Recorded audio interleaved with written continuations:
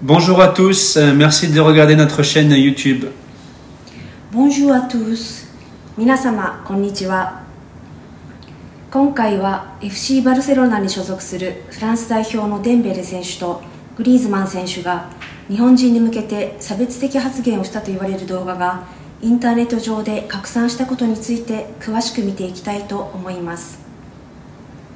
この動画を今ご覧になっている方はデンベレ選手の発言が本当に差別的発言だったのか、またはフランス語と日本語のどちらも分かる人の意見を知りたいと思っていらっしゃる方がほとんどだと思います。ですので結論から先に申し上げます。デンベレ選手の言葉だけを切り取ると差別にはなりません。もちろん大変屈辱的な言葉ではありますが、直接差別に結びつく言葉ではありません。しかしその言葉の先には日本人のスタッフ3名がいらっしゃいました。デンベレ選手の言葉が日本人スタッフに向けて話されていれば、それは差別と言えるでしょ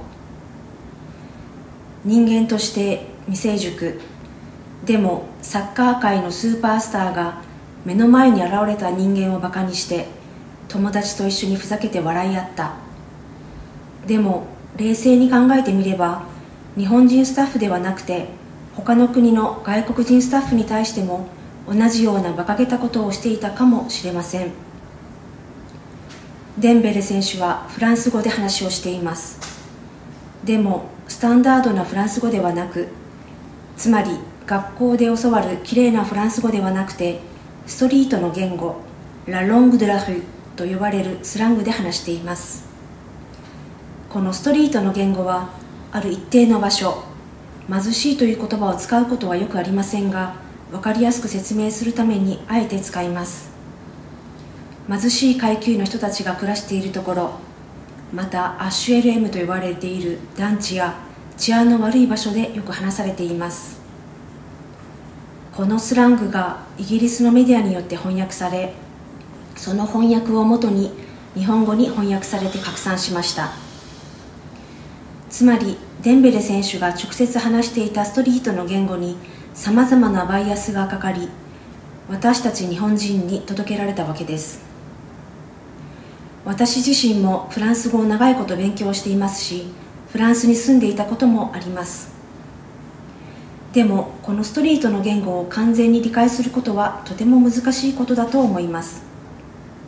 なぜなら普通のフランス語を身につけた上で、さらにスラングを使う若者と話をしたり、スラングが常に飛び交っている環境に身を置かないと学べないからです。このようなスラングはたとえフランス人であっても育ちのいい方であればわからないかもしれません。実際にそういう言葉を使う人たちと一定の期間を一緒に過ごした人でなければうまく理解できないようです。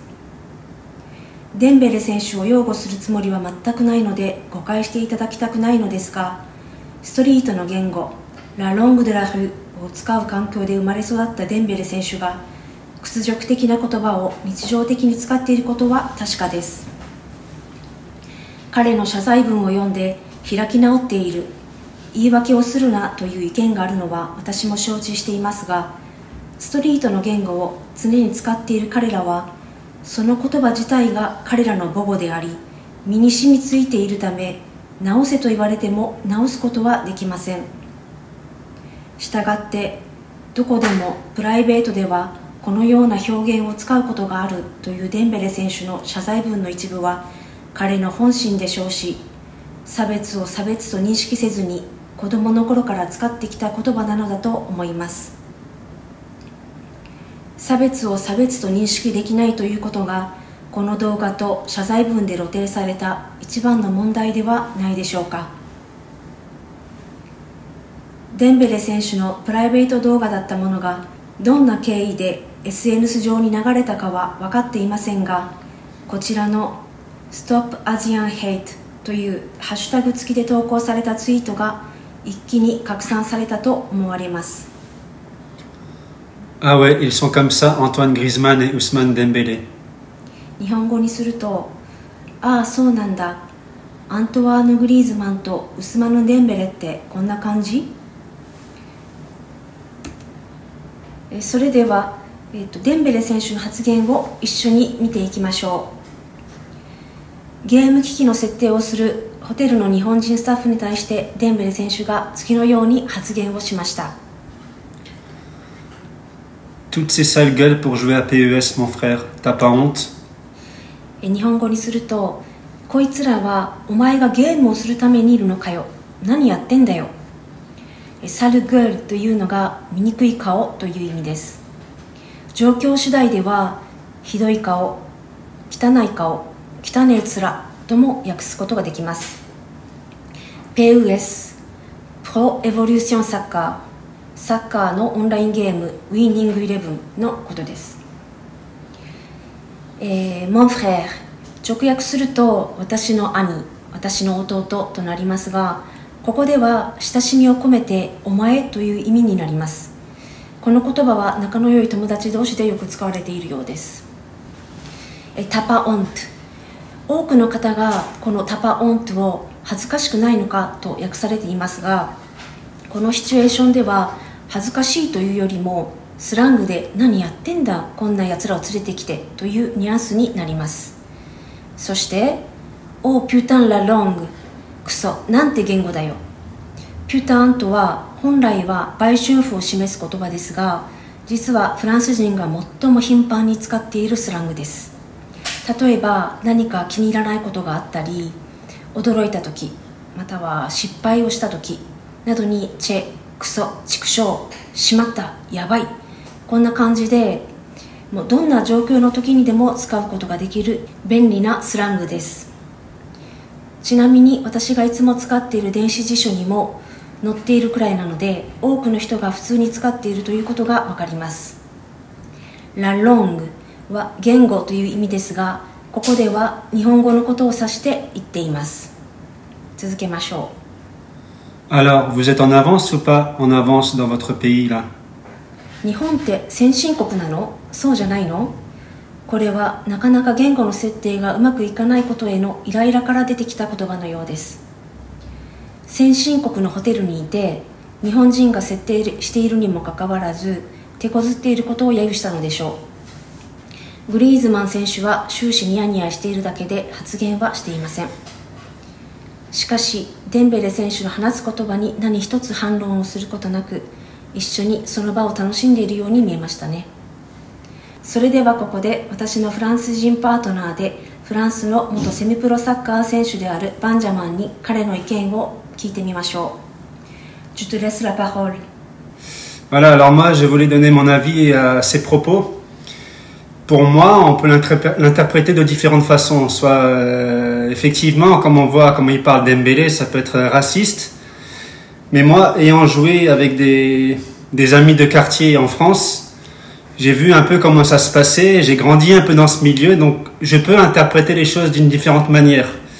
Il faut savoir qu'entre arabes, noirs, blancs, asiatiques, on se traite tous de façon insultante, mais c'est pas vraiment insultant.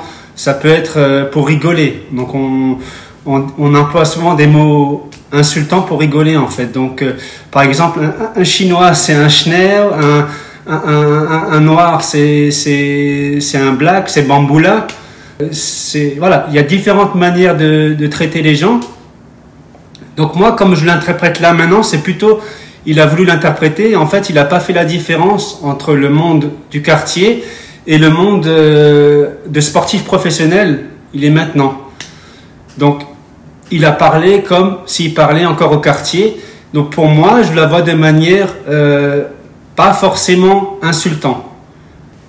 Ouais, donc des fois, pour appeler des amis, des copains dans la rue, on dit « Hey, viens là, hey connard, hey mon pote », et des fois, on insulte tout le monde, mais c'est pas forcément insultant, c'est pour rigoler. Il faut savoir aussi que le Japon et la France, c'est pas la même éducation du tout. Nous, en France, on a les quartiers, on a les Arabes, les Noirs, les Chinois, tous les Asiatiques, plein de cultures qui se mélangent et plein de cultures qui communiquent ensemble. Et au Japon, on n'a pas cette éducation. Voilà, vous grandissez, majoritairement, il n'y a pas beaucoup d'étrangers ici, donc l'éducation est beaucoup plus simple. Et vous avez des quartiers ici, mais vous vivez tous ensemble, entre Japonais. Donc c'est pas du tout le même environnement aussi. Donc il faut voir ça et prendre ça en compte aussi. Donc voilà, moi j'interprète de cette manière. Pour moi, ce que voulait dire Dembélé, c'est pas forcément raciste. Même si on prend le fond de la pensée, comment dire, à l'instant, il a dit oui, c'est pas bien, il a insulté, effectivement. Mais ça aurait pu être n'importe quelle race et n'importe quelle race de ce monde et pas forcément insultant puisqu'ils ont grandi. En fait, Dembélé, je pense qu'il n'a pas vraiment grandi. Il est resté un peu jeune de cité. Malgré son âge, il est passé directement de quelqu'un de la cité à quelqu'un de star. Il est passé directement d'un monde à un autre complètement différent et sans étape. Voilà, je veux dire ça comme ça. Donc, il faut juger un peu de manière un peu différente et voir plus loin dans la pensée. Voilà, en France, on vit, il y a plein de communautés qui se mélangent et vraiment une atmosphère complètement différente. Il faut savoir aussi que pour survivre un peu dans une cité, dans un quartier, il faut montrer un peu qui est le roi. Donc ça passe un peu par les insultes comme ça. Les insultes, des fois si on le prend au premier degré, ça peut être très grave, mais c'est des insultes qu'il faut prendre à second, voire troisième degré. Voilà, moi ayant joué dans les quartiers, au foot, je vois comment moi aussi je me suis fait insulter en tant que blanc, des fois par les Noirs, par les Arabes, par les Asiatiques, mais c'est pas grave, ça fait partie du contexte et tout le monde s'adapte comme ça et voilà, on vit dans un monde où, dans le monde du quartier, il faut vraiment se montrer qui est le plus fort, qui est le plus résistant, qui est le moins sensible. Donc voilà, je tenais à dire ça. Moi, j'interprète de cette manière-là. Je pense que Dembélé, à la base, a juste voulu s'amuser, rigoler avec ses copains comme s'il rigolait dans la cité. Donc c'est vraiment pas quelque chose qu'il faut prendre au premier degré. Et quelque chose d'assez banal pour moi en tant que Français, qui ai vécu la même chose et que des millions de Français vivent la même chose, puisque il y a beaucoup de quartiers comme ça en France, où des communautés qui se mélangent et on vit tous ensemble comme ça et on se parle tous ensemble comme ça, même des fois pour parler aux femmes, des fois aussi on n'emploie pas vraiment les mots adéquats, mais c'est des mots voilà, qu'on apprend à vivre comme ça et qu'il faut s'y adapter. C'est un autre monde, un autre environnement, pas du tout complètement différent, la France du Japon par rapport à ça. Voilà, beaucoup en France, dans les quartiers, ils n'ont pas fait des études comme ici au Japon aussi, il faut le savoir. Il y a beaucoup d'échecs scolaires, il y a beaucoup de violence, l'éducation est difficile, le système scolaire est difficile. Apprendre tous les jours dans un contexte comme ça, c'est beaucoup plus compliqué qu'au Japon, qui est beaucoup plus de stabilité, beaucoup plus de moyens financiers et beaucoup plus d'éducation pour pouvoir travailler tranquillement. Donc voilà, il y a tout un contexte à remettre en cause. Et voilà, je voulais juste dire mon avis et je pense qu'il faut l'interpréter de différentes manières. Je ne veux pas dire que ce qu'il a dit Dembélé forcément n'est pas raciste, c'est pas ça. Ça peut être raciste, mais ça peut être interprété d'autres façons. Que moi, en tant que Français, ayant vécu ces mêmes phénomènes, je pense que dans le fond de ma pensée, Dembélé est un garçon très gentil et rigolo et qui rigole avec tout le monde, chinois, arabe ou toutes les nationalités. Il parle comme ça, donc pour moi, je ne pense pas que c'est raciste. Mais après, chacun l'interprète à sa manière. Voilà, et maintenant, moi, je voulais savoir un peu quel est ton ressenti sur cette histoire et sur le racisme. Qu'est-ce que tu en penses un petit peu? Sur le racisme? Oui, pour moi, c'était le racisme. Parce que je suis 100% japonaise et bien sûr, je suis née au Japon, j'ai grandi au Japon. Et je me souviens que quand je suis allée pour la première fois en France, on m'a traité une chinoise. Oui, je comprends maintenant. C'est vrai que chinoise, coréenne, japonaise, tous les asiatiques sont chinois. Parce qu'on ne peut pas distinguer le visage. C'est normal. Hein? Pour moi aussi, français, italien, allemand, je ne peux pas distinguer. Donc, c'est pas grave. Mais si c'est la première expérience où on voit quelque chose comme le racisme, c'est choquant. Mais au fur et à mesure, Comme j'ai voyagé beaucoup de pays et j'ai connu beaucoup de cultures différentes, ma sensation change, évidemment. Tu comprends ce que je veux dire? Je comprends tout à fait. Parce que, comme il a dit aussi avant, au Japon, il n'y a que des Asiatiques. Je sais qu'il y a beaucoup d'étrangers aussi, mais c'est pas comme en France.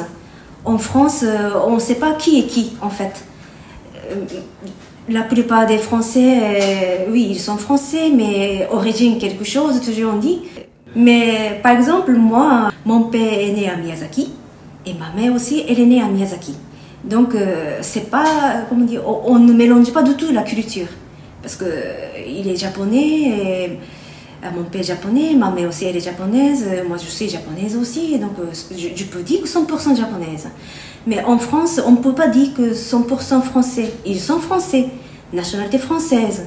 Mais souvent dans les couples en France, les noms de famille, par exemple le nom de famille de ma mère et de mon père, c'est différent. Le nom de famille de ma mère est des origines lointaines, un peu d'autres pays. En France, c'est beaucoup comme ça.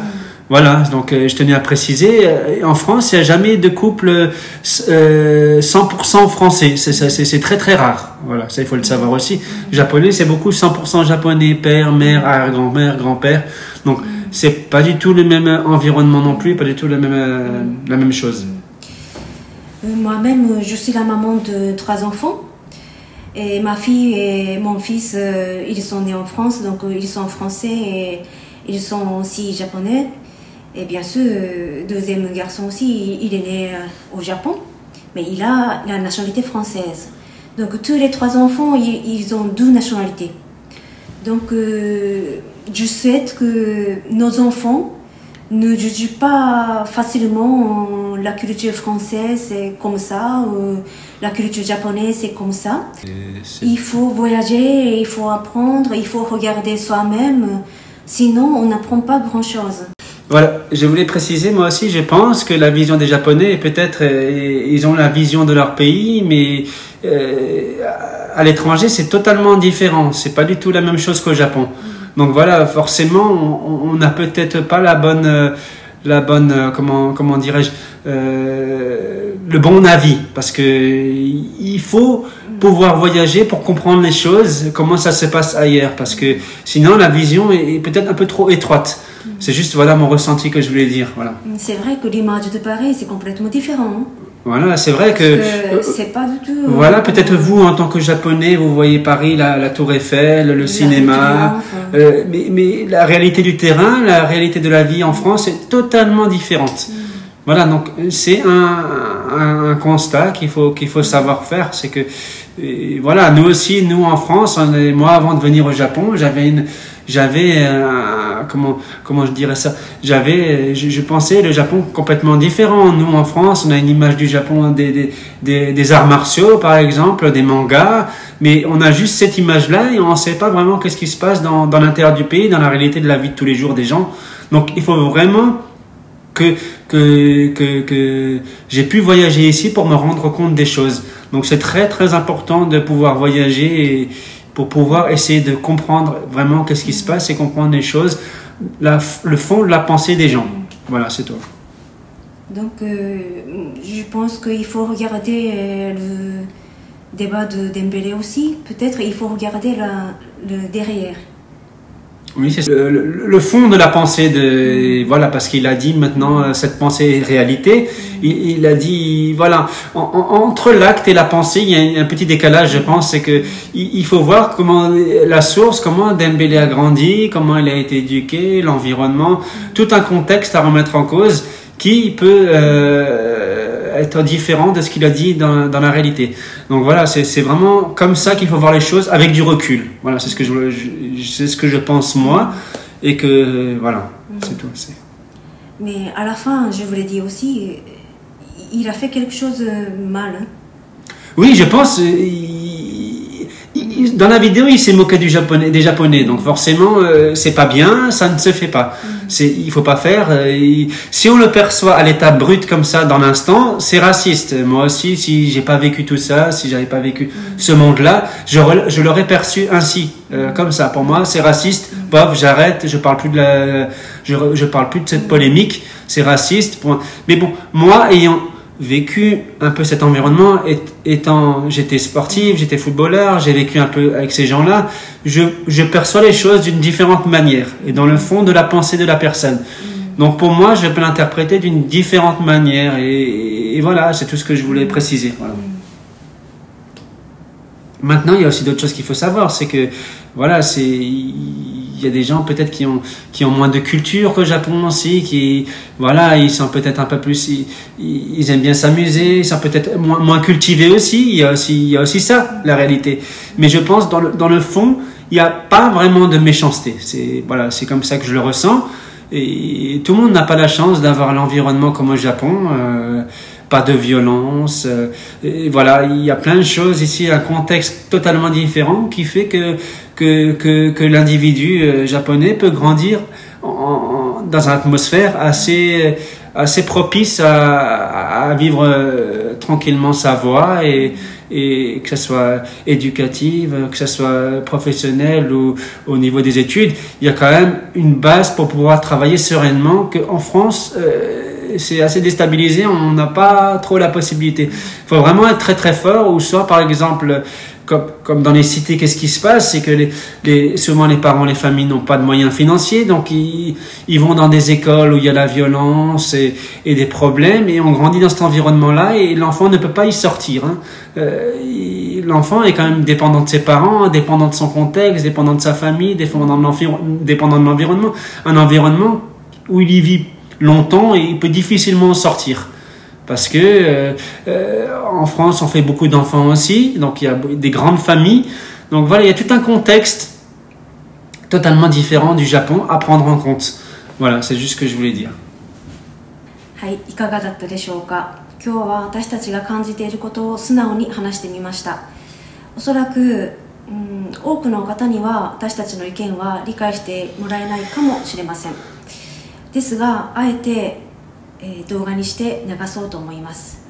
というのも、やはりこの日本という環境だけにいては、その差別が一体どういうものであるかというその線引きといいますか、とても難しいと思います。どこからが差別で、一体どこからが差別じゃないのか、これはその人自身がどう考えるかによっても違うと思います。私自身もフランスに長いこと生活していましたので、いろんな差別を受けたことがあります。しかしその差別が新たな差別を生むような連鎖だけは止めたいなと思っています。